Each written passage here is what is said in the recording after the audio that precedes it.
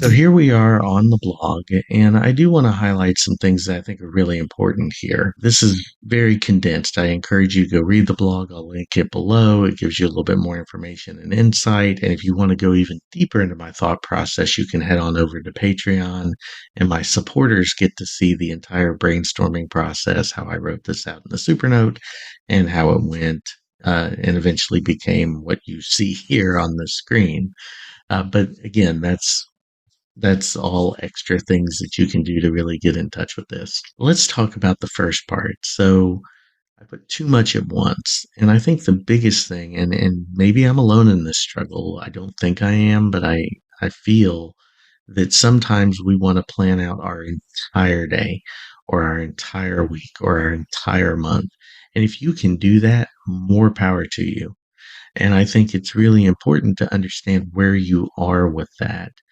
I can do high level things in the morning. I can put main level tasks, big ticket items.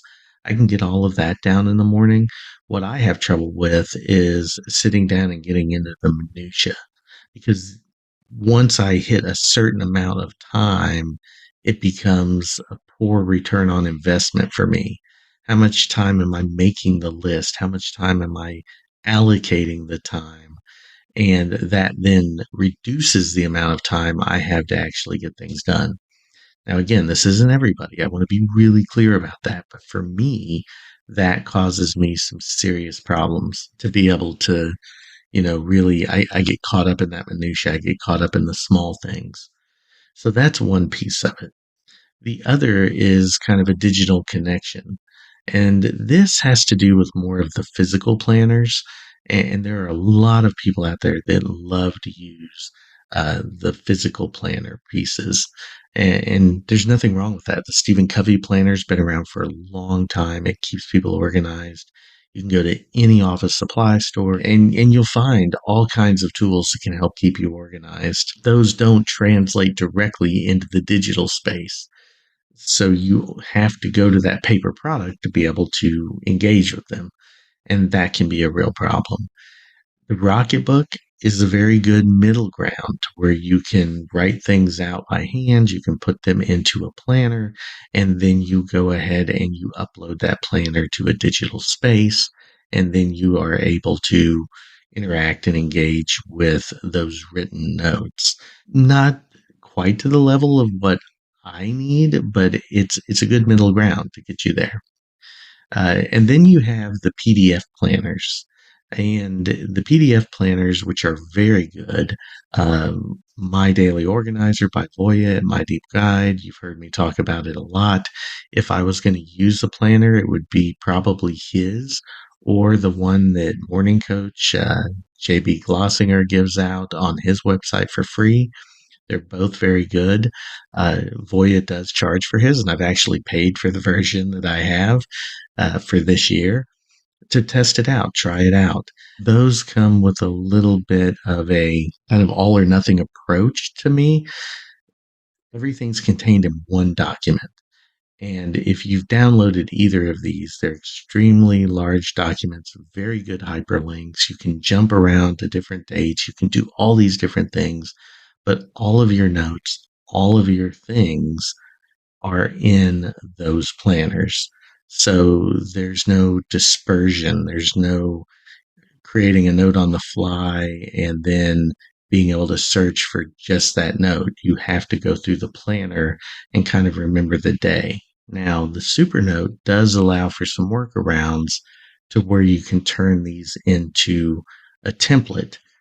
Again, they're still contained in one huge note file, but it becomes searchable. It becomes much more uh, accessible in a lot of ways and flexible. Again, there are some trade-offs, and I have a whole video on the trade-offs between using them, several videos actually, and I'll link them in the description, between using them as a PDF versus using them as a template. And you just, there are differences, and it's important to be aware of those differences and how that will impact your workflow. So that's the second one. That leads to what I think of as this third term you see here, which is what I call the lack of flexibility. What I mean by flexible doesn't mean that you can't be creative and you can't do different things in a visual planner or a traditional planning approach. But what it doesn't do for me is allow me to be able to, create something on the fly and then immediately link it or move a digital item directly into it. And it creates obstacles and challenges for me from a workflow perspective. It's not that these aren't flexible to have you collect your thoughts and do different things. It's just from the way that I organize my day and move my things around. It's not the most effective way for me to do that. I do that with the Supernote and the to do functionality in that, which is something I thought I'd never use. And also with Google Tasks. When I was in the Microsoft ecosystem, it would have been Outlook and to dos over there. And so I use all of these different things.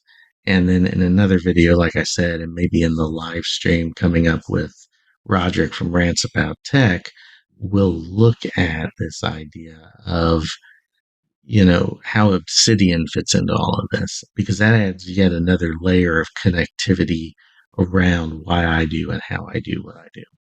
So I just wanted to set the stage. So here's the blog post. Those are kind of the three top items. Again, feel free, please read it. I did a very high level summary.